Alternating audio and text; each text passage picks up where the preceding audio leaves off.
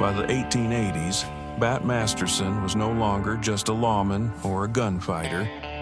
He'd become something harder to define, a drifting gambler with a reputation. Denver's bright lights, Reno's snow-covered streets, Fort Worth's back alley showdowns, Bat moved through them all with that same cool, unshakable presence. This chapter of his life is a study in contradictions. The gambler who kept order without firing a shot, the friend who'd walk into a jail cell to stop a lynching, the legend whose name could end a gunfight he never saw. And in the shadows of that legend stood his brother Jim, brave, capable, and forever measured against Bat's myth.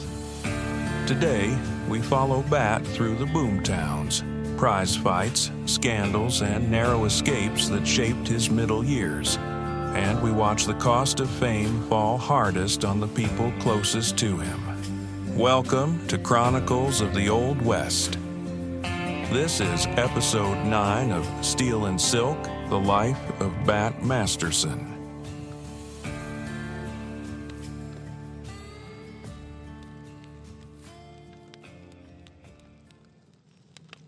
There are men who wander because they are lost, and men who wander because the world cannot contain them. And somewhere between those two shadows walked Bat Masterson. As the 1880s unrolled across the West like an old, creaking map, lawman, gunfighter, scout, peace officer, he had worn each mantle with a certain cool finality. But in this chapter of his life, Bat wore a new badge, the badge of the floating gambler. And Denver, bright, booming, mile-high Denver, became his drifting home port. Bat would later deny he ever loved the city, but in those early years he spoke of it warmly. He wrote to Frank Baldwin in 1890, saying he'd lived there 10 years, calling its climate delightful and its people beautiful. In time, he'd sour on Denver's smoke and politics, but in the mid-'80s, the city suited him fine. There was enough glamour to entertain a man of Bat's refined tastes, and enough trouble that a man of his talents never collected dust. To the drifting sporting crowd, to those who haunted saloons from El Paso to Deadwood, Bat became a familiar yet unpredictable figure. Compact, nattily dressed, chin set with that slight forward tilt, walking briskly as if always late for an appointment fate had already arranged. A New York paper would one day say he was the most recognized man between the Mississippi and the Pacific. That wasn't exaggeration. It was simply the truth. There are stories that cling to a man like burrs on a trail coat, and one of the oddest came out of Reno in January of 1886. A blizzard had dumped 18 inches of fresh snow when Bat stepped off the westbound express dressed like a banker sent from Boston. Patent leather shoes, plug hat perched neat as a preacher's Bible, and a sealskin-trimmed chinchilla coat that swept almost to the ground. He carried 2 valises, one with clothes, the other likely filled with the tools of his true trade: cards, dice, maybe a revolver or 2. The local sports, seeing this natty stranger trudging up the street, decided he was an Eastern tenderfoot ripe for mischief. They pelted him with snowballs, hooting and hollering, trying to knock his hat off. They hit him good, covered him in powder, but the hat stayed put. Bat reached the hotel, peeled off his coat, rolled up his sleeves, and then marched right back outside.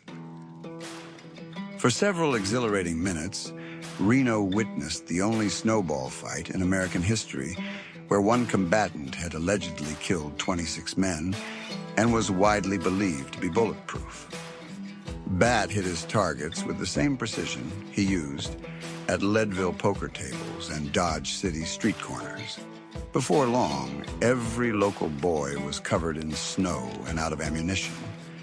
When the truth of who the man was finally reached them, they stormed the hotel, hauled Bat back out with a roar and insisted on treating him like royalty for a full day. The same men who'd tried to knock off his plug hat now escorted him to the train 2 days later, guarding him like a celebrity. That was the odd magic of Bat Masterson.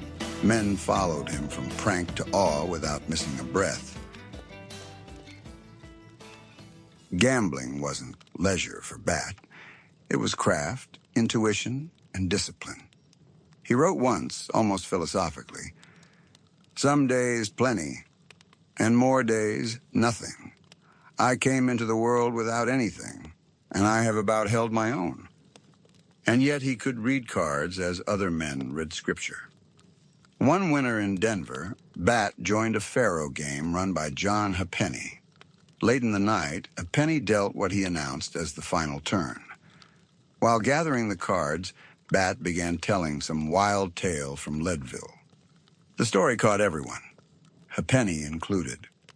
The dealer absent-mindedly picked up the 2 piles of cards and, engrossed, slid them directly into the box without shuffling. That mistake was invisible to most men, but not to Bat. He glanced at the tab recording the run of the last deal, caught the pattern instantly, and placed careful, precise bets, losing occasionally just to stay inconspicuous, then pressing hard when the odds were a sure thing. Before long, he had stacked winnings in tidy, growing towers. Ha'penny sensed doom. A great dealer can feel when the run has gone crooked, when the universe itself has tilted against him. Just as Bat prepared to deliver the coup de grace on the final turn, Ha'penny yawned dramatically and flipped the box over. "That'll do for tonight, boys." Bat smiled, let the stack sit on the green felt, and walked away richer than he'd arrived. Sometimes he didn't need a gun to take a man apart. Bat had long been tied to the world of prize fighting, and by 1885 he was respected enough to referee major bouts. In Rawlins, Wyoming, he presided over a heavyweight championship fight between John Clow and a challenger named Hands, watched by gamblers, trainers, and drifters who'd staked a combined $20,000 on the outcome. Bat's cool presence at the ring lent legitimacy to the bloody affair. Clow won by knockout in the 6th, and for months afterward traveled with Bat across Kansas.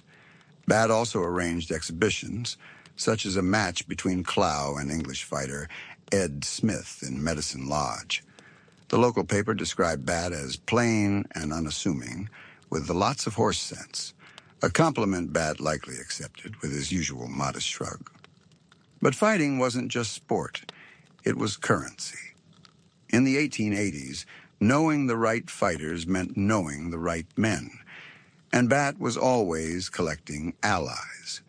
During one of these wandering years, Bat befriended 2 young Ohio brothers on the Kansas plains, Alfred Henry Lewis and William E. Lewis. Alfred would later become famous for his Wolfville cowboy novels, heavily embroidered tales often based on Bat's stories, though Bat scarcely recognized himself in the final versions. William became a journalist for the New York Sun, and from Bat he learned the color, danger, and poetry of frontier life. The Lewis brothers may not have shaped Bat, but they preserved pieces of him, some true, some fantastical. Such is the curse and blessing of legends. They travel faster than facts. Sometime in the mid-'80s, up in the raw Dakota country, Bat crossed paths with a young Easterner, trying his hand at ranching, a barrel-chested fellow with spectacles and enthusiasm bigger than the prairie sky. His name was Theodore Roosevelt. 2 very different men, yet cut from the same bolt of American cloth, fearless, self-made, addicted to action, allergic to pretense. They forged a friendship that would extend well into Roosevelt's political ascent. And though Bat rarely bragged of his acquaintances, he always spoke fondly of the man who would one day become president. In early 1887, Bat drifted into Fort Worth, Texas, a place where fortunes rose and fell between sunrise and sundown. He made his way to the White Elephant Saloon, Luke Short's glittering palace of faro, poker, and polished brass. But Luke was troubled. Jim Courtright, long-haired Jim, was making life difficult. Courtright, once a scout and sometime lawman, now ran a protection racket. He'd approached saloon owners offering his services as a special policeman. Most paid, Luke refused. Bat and Luke were discussing the situation when a messenger arrived. Courtright was waiting outside. The showdown began without ceremony. Courtright came burdened with pistols and bad intent. Words were few. Both men reached for iron. Luke's hand was faster. 5 shots later, it was over. Courtright dead on the street, Luke arrested, tension rising like steam over the whole of Fort Worth. Most men would have let the courts decide the matter. Bat Masterson was not most men. A mob gathered that night, hungry for vigilante justice. Bat heard whispers of a lynching. He armed himself, 2 pistols for him, 2 for Luke, and talked the sheriff into letting him share Luke's cell. A man will take a lot of risk for money, for revenge, for pride. But sharing a jail cell with a condemned friend, waiting for killers in the dark, that takes a different breed of courage. The mob came, learned Bat was inside with Luke, and quietly dispersed. No one wanted to test their luck against 2 seasoned gunfighters in a stone box. Luke was released the next morning. Bat never spoke much of it. Friends didn't need the story told. They lived it. Bat refused long-term police work after Trinidad. The drifting life suited him better. But he took short-term assignments when frontier towns called for help. In Silverton, Colorado, where Blair Street alone boasted 37 saloons, Bat was summoned after a constable was murdered and a mob hanged an innocent man. Bat arrived, surveyed the powder keg, and quietly explained that Silverton was no longer healthy for troublemakers. They believed him. The worst of the lot cleared out within days without a shot fired. In Buena Vista, he intervened when a lynch mob aimed to bypass justice. He hauled the prisoner before a judge, only to find the judge himself in league with the mob. Bat tore up the commitment papers in the magistrate's face and personally escorted the prisoner to Denver. Some lawmen enforced the law. Bat enforced order, wherever he found it slipping away. The late 1880s brought chaos to western Kansas as new counties formed and towns fought viciously to be named county seats. There were elections, but also guns, hired muscle, and murder. Bat's name appeared in headlines, often incorrectly, as a hired gun for this town or that. Truth was scarcer than newspapers. One report claimed Bat would lead a cadre of Dodge City gunmen into Wichita County. The mere rumor sent men scrambling for rifles. Bat, at the time, wasn't even in the county. He later wrote a public letter denying involvement. Another legend placed him at the infamous Battle of Cimarron, where Ingalls men stole county records and engaged in a bloody street fight. The tale grew until respected historians repeated it. Bat Masterson and Three-Fingered Jim Marshall trapped in the courthouse, fighting a one-day gun battle before being tried for murder and banned forever from Cimarron. Entertaining, completely untrue. Story came from Jim Marshall himself, who retold it often enough to earn it permanence. Bat was nowhere near the fight, but myths stick to Bat like burrs, sometimes impossible to pull free. By the decade's end, Bat Masterson had become a man of the West's twilight zones, gambling rooms, prize rings, mining camps, county seat battlefields. He walked among trouble without seeking it, shaped chaos without being shaped by it. The lawman was still there, quiet, patient, coiled like a rope. The gambler thrived, sharp-eyed, calculating, unshakably cool. And the friend was loyal enough to walk into jail cells, into blizzards, into bar-room showdowns without hesitation. Bat was no longer the young sheriff of Ford County. He wasn't the deputy of Dodge or the scout of Old Fort Sill. He was something harder to name. A frontier shadow, a drifting constant. A man the West could not quite let go. And whether he meant to or not, Bat Masterson was still writing his legend. One card table, one jail cell, one winter's snowstorm at a time. By the 1880s, Bat Masterson was already a name that carried weight on the frontier. Dodge City knew him. Denver knew him. The newspapers knew him. His reputation, part earned, part exaggerated, part myth, traveled faster than he did. But fame has a strange way of bending the world around it. And no one felt that more sharply than Jim Masterson, Bat's younger brother. Jim was no slouch. He was a fighter, a lawman, a man who could stand his ground in the roughest corners of the West. But every time his name appeared in print, it came with an asterisk. Imagine living with that. Imagine carrying your own gun, fighting your own battles, and still being introduced as someone else's shadow. Bat never asked for that.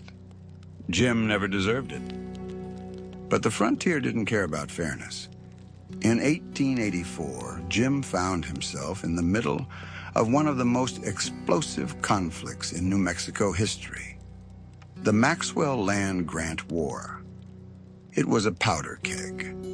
2 million acres claimed by a powerful land grant company, and settlers who swore the claim was fraudulent. When Democrat Grover Cleveland won the presidency, the settlers believed the tide had turned in their favor.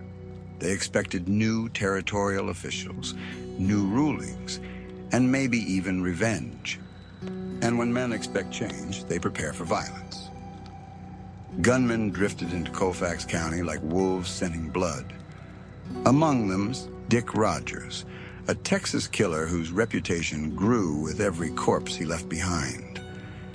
Jim arrived at exactly the wrong moment, or the right one, depending on how you measure a man. The Maxwell Land Grant Company petitioned the territorial governor to form a militia to maintain order. Governor Lionel Sheldon agreed and appointed Jim Masterson captain of the new unit, Company H, Territorial Militia. Jim was authorized to recruit 35 men. The settlers were furious. To them, this wasn't a militia. It was a hired army of gunmen and gamblers. And Jim, fresh from Trinidad, Colorado, was the worst kind of outsider. When the settlers drafted a petition to disband the militia, the editor who delivered it to Santa Fe made sure to twist the knife. Masterson himself is a pretty hard man, being a brother of the notorious Bat Masterson. There it was again. That shadow, that name. And Jim was paying the price. On January 30th, 1885, the Dick Rogers gang stormed into a dance hall, guns drawn, and backed the patrons against the walls. They were drunk, loud, and looking for sport, and they found it. Jim Masterson, captain of the militia, undersheriff of Colfax County, was among the crowd. The gang forced him into the center of the room. They fired at his feet, made him dance, mocked him as splinters flew from the floorboards. It was humiliation, pure and calculated. A message to the town, a message to Jim. And somewhere, though he didn't know it yet, it was a message to Bat. Because when you humiliate a Masterson, the story travels. Governor Sheldon eventually ordered Company H disbanded, but the settlers got the news before Jim did. While the militiamen were enjoying themselves in a dance hall, a vigilante force led by George Curry swept in and confiscated their weapons. When Jim learned what had happened, he rode for Reno in a fury. He confronted petition signers, threatened some, struck a one-man with the barrel of his revolver. The settlers responded by forming a vigilante army, 600 strong, led by none other than Dick Rogers, the outlaw with a price on his head. Jim and two companions barricaded themselves in the Moulton Hotel. A siege followed. Finally, George Curry negotiated their surrender and guaranteed their safety. But safety came with a price. The vigilantes marched Jim and his men 10 miles up Raton Pass to the Colorado line and warned them never to return. They called them the Walking Militia. And Jim, proud, stubborn, humiliated, never set foot in New Mexico again. Bat would later hear the story. And though he wasn't there, the humiliation of his brother would become part of the Masterson family lore. Another reminder of how reputation could wound as easily as it could protect. Jim drifted back to Kansas, where the county seat wars were raging. These were political battles fought with ballots in the day and bullets at night. And in 1889, Jim found himself in the middle of one of the most infamous, the Ingalls Cimarron courthouse raid. Ingalls wanted the county seat. Cimarron had it. And Asa T. Soule, the hop bitters king, was willing to pay to change that. Jim was deputized by Bill Tillman, alongside Neil Brown, Ben Daniels, and other Dodge City veterans. Their mission: seize the county records. The raid exploded into a full-blown gun battle. Bullets tore through the streets. Men fell. Horses screamed. The wagon carrying the records bolted under fire. Inside the courthouse, Jim and 3 others held out for 6 hours, bullets punching through the walls and windows. They climbed atop a steel safe to avoid rounds fired blindly through the floor. Finally, Cimarron offered safe passage. Jim insisted they keep their guns. The townspeople agreed. But the real twist came later. A wire arrived from Denver, from Bat Masterson, warning that if his brother wasn't released unharmed, he'd hire a train and bring enough men to blow Cimarron off the face of Kansas. Whether Bat could have done it is irrelevant. What mattered was that Cimarron believed he could, and Jim walked free.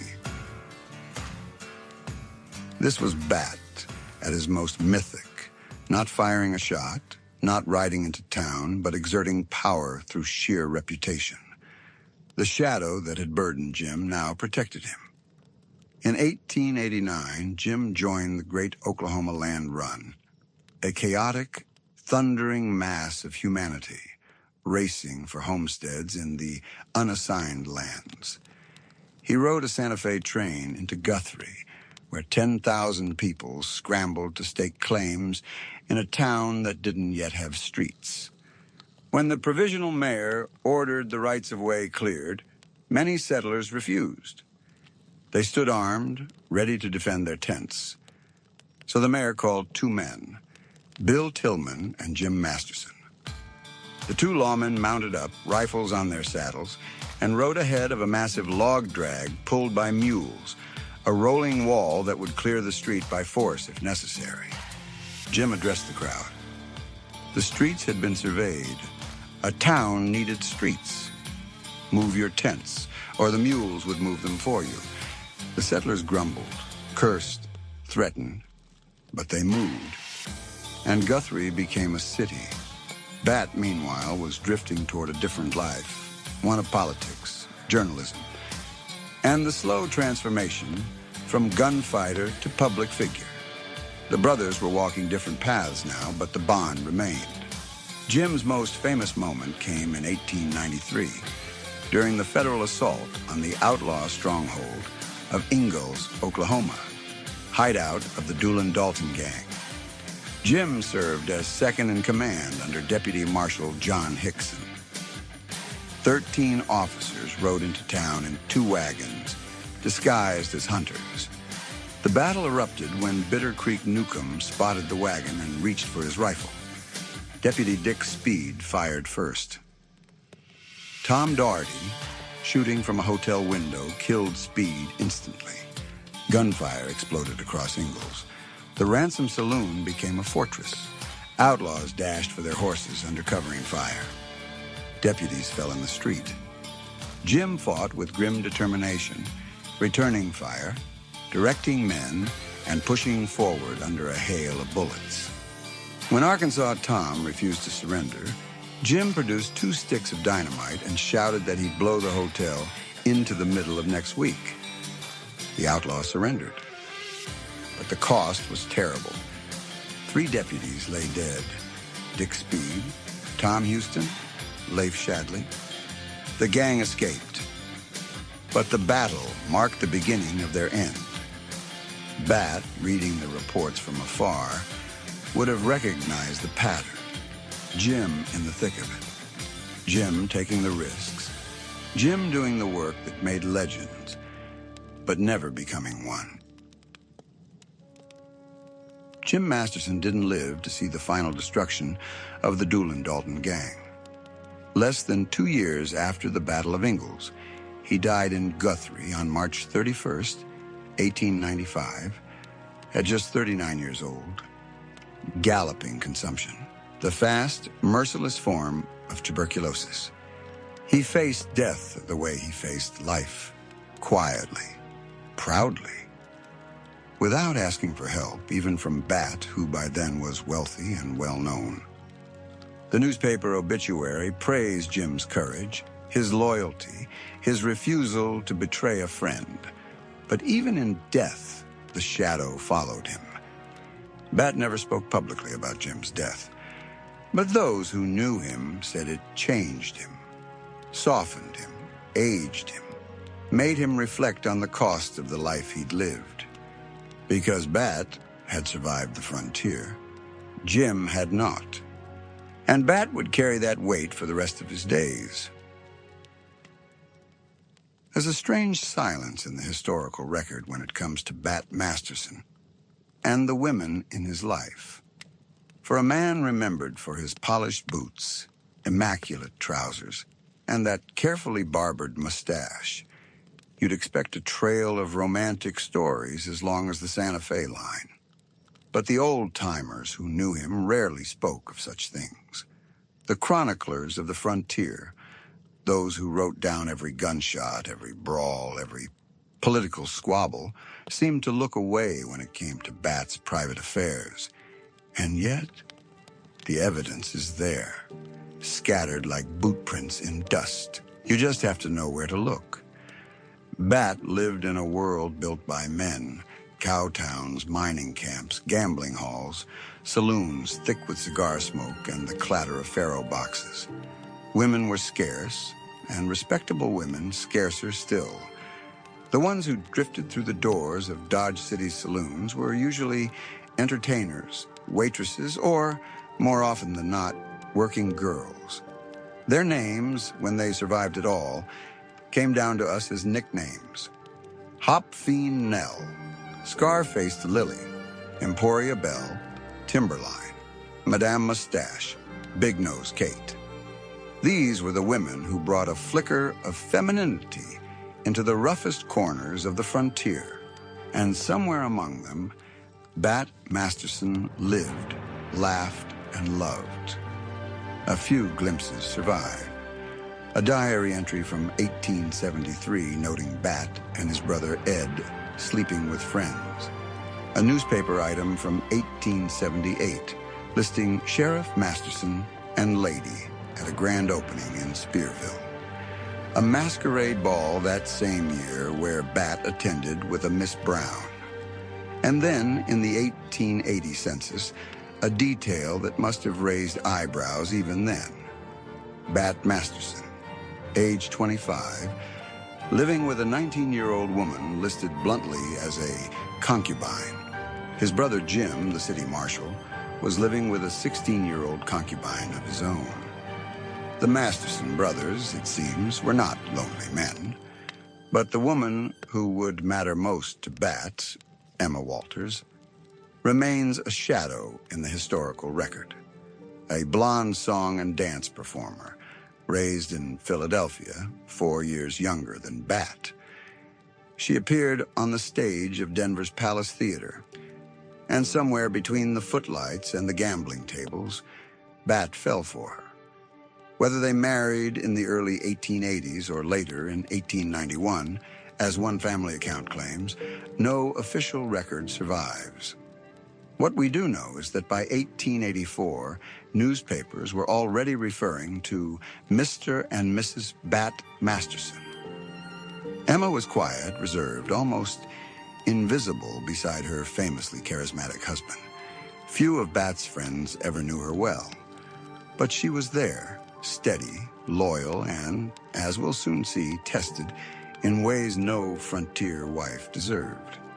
Because in 1886, Bat Masterson nearly blew his marriage sky high. Denver was booming then, transforming from a dusty frontier town into a city hungry for entertainment. Vaudeville acts, minstrel shows, and traveling performers filled the theaters. Bat, who loved a good show almost as much as he loved a good card game, was a regular at the California Hall and the Palace Theater. That September, a minstrel troupe arrived in town, headlined by a black-faced comedian named Lou Spencer. But it wasn't Spencer who caught Bat's eye. It was Spencer's wife, Nellie McMahon, a singer, a performer, a woman with a sweet voice, a fine wardrobe, and according to the papers, beauty enough to turn heads in any room she entered. Bat attended every performance, and while Spencer was on stage, Bat was backstage, sitting with Nellie in a private box close enough for the audience to see. It didn't take long for the husband to notice. One night, Spencer confronted his wife. Bat stepped in. Words were exchanged. A pistol was drawn by Bat, according to Spencer. A fist was thrown by Spencer, according to himself. Both men were arrested, hauled to the station, and released. For 2 days, Nellie begged her husband's forgiveness. On the third day, she filed for divorce. And then came the headline that sent Denver buzzing: Nellie McMahon elopes with Bat Masterson. The Rocky Mountain News reported that the pair had fled the city, now supposed to be located in Dodge City, Kansas. Spencer, for his part, told reporters he wasn't too upset. After all, his wife had run off with a handsomer man. It was a scandal tailor-made for gossip. A famous gambler, a beautiful singer, a jealous husband, a pistol, a midnight escape. But the truth is murkier. If Nellie did leave Denver with Bat, she didn't stay with him long. Her name disappears from his story as quickly as it entered. And Bat, for all his faults, never again involved himself in anything resembling an extramarital affair. Which brings us back to Emma. Whatever happened in 1886, whatever pain or betrayal she endured, she stayed. And Bat, perhaps chastened, perhaps simply ready to grow roots, began to settle down. By 1888, he was 35 years old, still restless, still sharp, but no longer the wandering gunfighter of his youth. He'd built a sizable bankroll from years of gambling and troubleshooting across the frontier. And when Denver's gambling kings, Ed Chase and Ed Gaylord, quietly let it be known that their prized Palace Theater was for sale, Bat bought it. The Palace was no ordinary saloon. It was a Denver landmark, a grand brick building with a chandelier of 500 glass prisms, a 60-foot mirror behind the bar, and a gambling room that could seat 200 players. The theater held 750 people, with curtained boxes for those who wanted privacy. Midnight lunches were served free: roast pork, venison, antelope cutlets, prairie hen. Bat ran the place with the confidence of a man who'd spent half his life in saloons. He even published a set of rules for performers. Sharp, funny, and unmistakably Bat. He didn't care how many seasons they'd worked with Tony Pastor. He didn't care how they knocked him silly on the coast. He just wanted them to please the hobos of Blake Street. Emma performed there too, a song and dance number that echoed the life she'd lived before Bat. They were a team now, quietly, imperfectly, but undeniably. But Denver was changing. Reformers, led by the fiery Reverend Henry Martin Hart, began targeting gambling halls and brothels. And the palace, Bat's palace, became their favorite villain. Hart called it a foul den of vice and corruption, a death trap to young men. The pressure mounted. The city tightened its grip. And eventually, Bat sold the palace and walked away. He'd take one more shot at frontier fortune, this time in the newborn silver camp of Creed. But that's a story for another episode, because today we've seen a different side of Bat Masterson. Not the gunfighter, not the gambler, not the lawman, but the man. Flawed, charming, reckless, loyal, and in his own way, deeply human. The frontier shaped him. The women in his life shaped him too. And in the end, it was Emma. Quiet, steady Emma, who stayed. Creed, Colorado, rose from the earth like a fever dream. It is day all day in the daytime, and there is no night in Creed, wrote newspaperman Cy Warman. And anyone who walked its muddy streets in 1892 knew exactly what he meant. The silver strike had hit like a lightning bolt, and almost overnight, a scattering of miners' shacks swelled into a roaring city of 10,000. At the height of the boom, 30,000 fortune-hungry souls crowded into the narrow canyon, each one convinced the next shovel of dirt might change their life. And into this maelstrom walked Bat Masterson. He'd come at the invitation of Mart Watrous, whose Denver exchange, part saloon, part restaurant, part gambling house, was the crown jewel of Creed's entertainment district.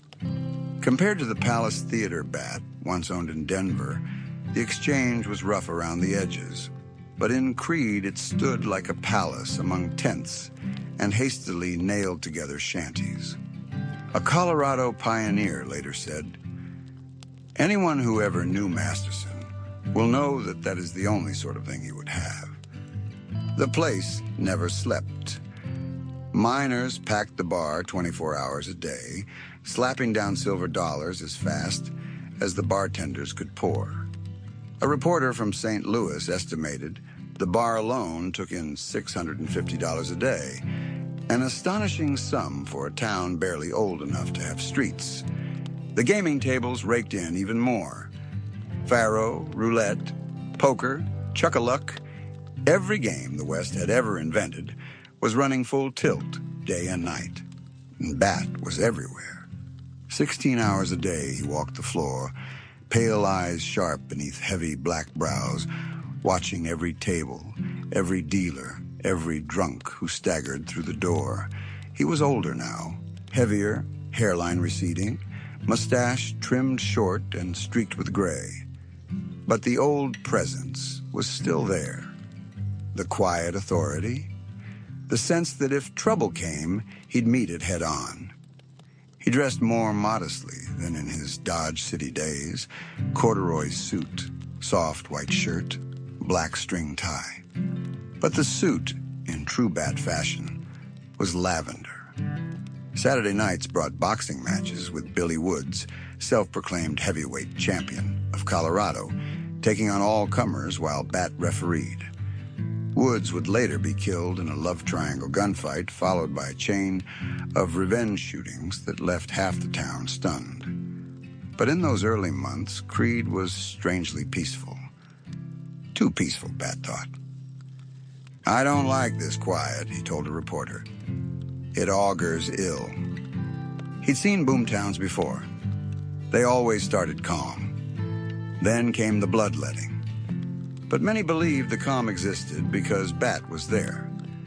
A St. Louis newspaper man wrote that Bat was the nerviest man of all the fighters here, a man whose reputation alone could stop a riot. "Let an incipient riot start," he wrote, "and all that is necessary to quell it is the whisper, 'There comes Masterson.'" One story from those days became legend.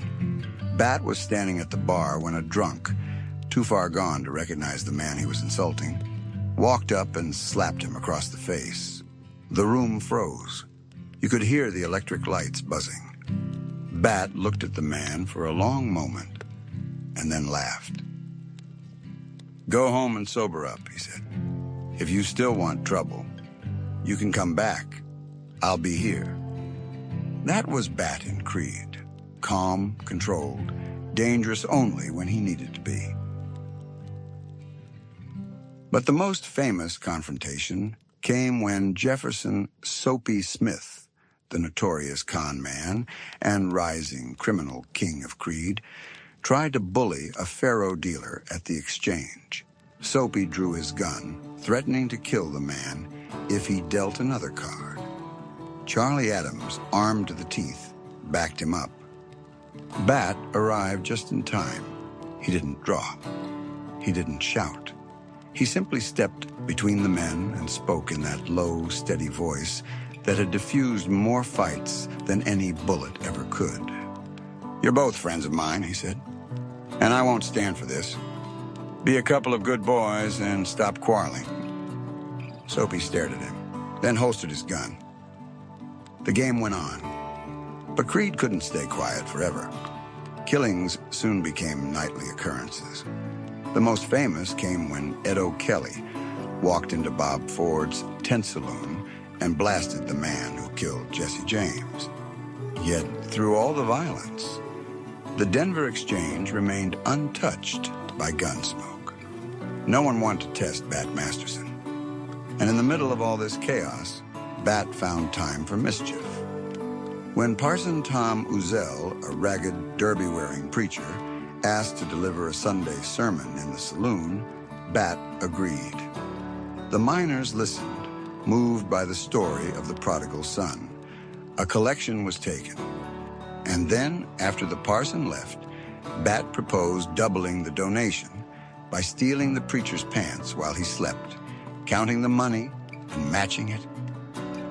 At dawn, Parson Tom stormed into the exchange in red long underwear, cursing the thieves of God's money, until Bat opened the safe and handed him his silver-stuffed trousers.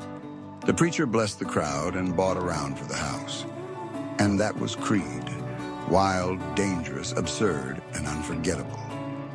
And Bat Masterson stood at the center of it, holding the whole thing together with nothing more than nerve, wit, and the weight of his name.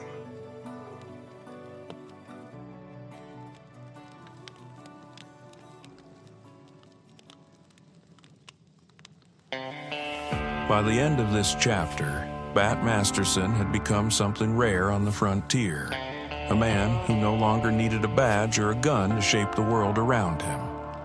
His reputation walked ahead of him, opening doors, ending fights, and sometimes casting shadows he never intended. We've seen him drift through boomtowns and prize rings, outsmart gamblers, stare down mobs, and stand by friends when it counted. And we've seen the cost of that legend fall on his brother Jim, who fought just as hard but never escaped the weight of Bat's name. Here at Chronicles of the Old West, we follow these stories back to their sources: old newspapers, court records, and the memories of the people who lived them. So the frontier can breathe again. If this episode brought Bat's world to life, share it with someone who still believes history should be felt, not forgotten. Bat's journey is shifting now. Ahead lies a new America, bigger cities, louder politics, and a future where the old gunfighter must reinvent himself once more. Join us next time for the final episode in our saga of Steel and Silk, the life of Bat Masterson, only on Chronicles of the Old West.